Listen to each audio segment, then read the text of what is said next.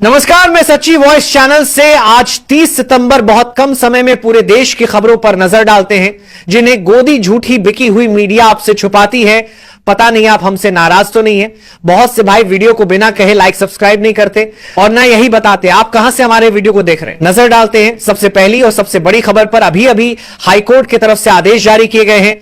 देश के प्रधानमंत्री और गृह मंत्री यानी मोदी और अमित शाह का पासपोर्ट जब्त किया जाए क्योंकि ये अब देश छोड़कर भाग सकते हैं। देश में इन लोगों ने जितना भी घोटाला किया वो सब घोटाला सामने आ गया है। इनके पासपोर्ट जब्त करो, प्राइम मिनिस्टर के और गृह मंत्री के भाग सकते हैं देश छोड़ के, या ये इमरजेंसी लगा सकते हैं। इसलिए देश की सारी ब्यूरोक्रेसी को, सारी फोर्सेज को, सारे उन संस्थाओं को, कोर्टों को ये निवेदन है कि देश में कोई दोबारा इमरजेंसी ना लगा पाए।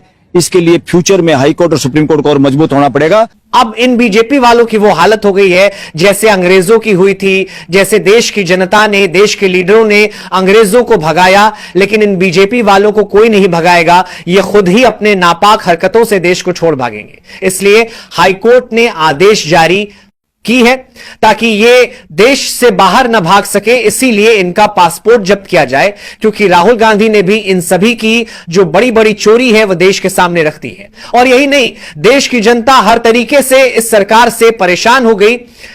नजर डालते हैं अगली सबसे बड़ी खबर पर।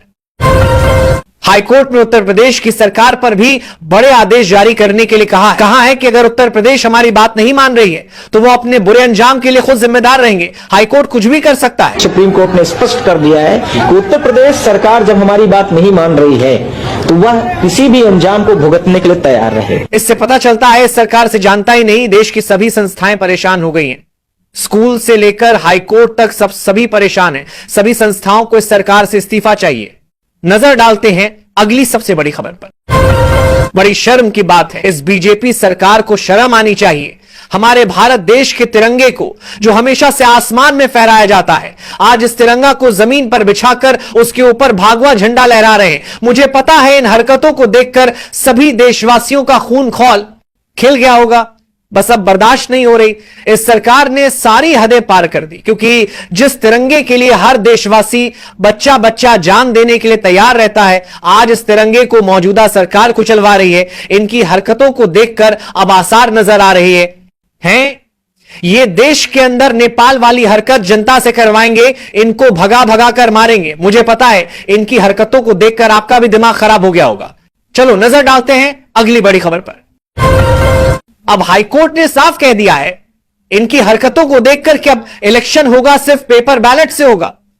इन्होंने सभी हथकंडे अपना लिए वोट चोरी करने की, लेकिन यहां से आगे उनके हथकंडे फेल करने हैं और यह सरकार इस देश से लात मारकर भगानी है। आप बिल्कुल लाइव प्रूफ देख सकते हैं। ये एक तरीका हमने आपको दिखाया कैसी प्लानिंग करके चोरी की। ऐसे हजारों तरीके और हैं। इसीलिए किसी भी हालत में, किसी भी कीमत पे इलेक्शन होगा तो सिर्फ पेपर बैलेट से होगा।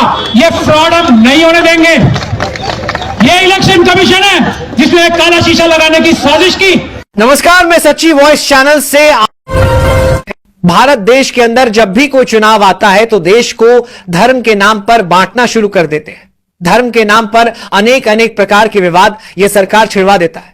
आप सभी को पता है पूरे देश के अंदर इन्होंने जो धर्म के नाम पर आप फिलहाल विवाद करवाया था, आई लव मोहम्मद कहने पर लोगों को गिरफ्तार किया जा रहा है, जेल में डाला जा रहा है। लेकिन जो समझदार लोग हैं, हिंदू भाई भी कह रहे हैं, सब अपने धर्म से प्यार करते हैं, यह सभी के लिए अधिकार है। अरे मोदी, अरे योगी, तुम पाखंड कर रहे हो राजनीति में। हिंदुत्व का नाम लेकर के, राम का नाम लेकर के थक गए, कमर में दर्द पैदा हो गया देश को जगाते जगाते। लेकिन करें तो क्या करें, ऐसे डरवा दिया इन लोगों ने, ऐसे डरवा दिया कि चुप, कुछ नहीं बोलना मोदी के खिलाफ। हमारे सब महात्माओं के फोन आ रहे हैं कि तुम्हें मरवा देगा मोदी। हमने कहा मरवा दे, ये तो पता नहीं कौन सा शैतान है। जनता शैतान, इसलिए उसका राजा शैतान। तो आप मोदी जी को शैतान करें। मोदी जी की इस जनता को जो उसे वोट दे रही है वो हत्यारों को, वो जनता भी शैतान।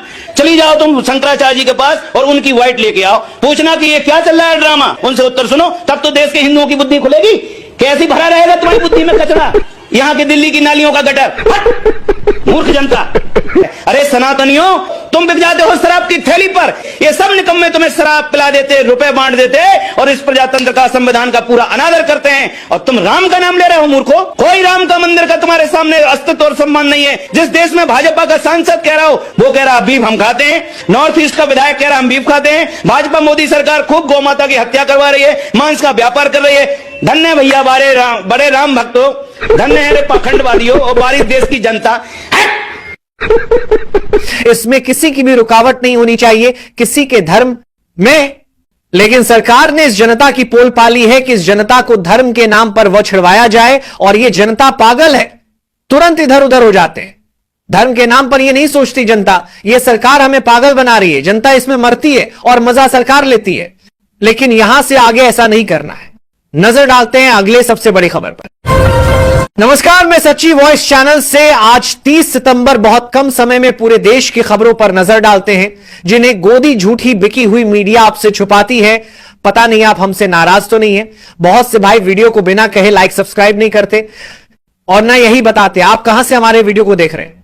नजर डालते हैं सबसे पहली और सबसे बड़ी खबर पर। अभी अभी हाईकोर्ट की तरफ से आदेश जारी किए गए हैं। देश के प्रधानमंत्री और गृह मंत्री यानी मोदी और अमित शाह का पासपोर्ट जब्त किया जाए, क्योंकि ये अब देश छोड़कर, लेकिन इस सरकार ने सोच लिया मुसलमानों का जो भी हक है उसे पर अपना कब्जा करेंगे। लेकिन इस सरकार को यह पता नहीं है कि मुसलमान इतना कमजोर नहीं है।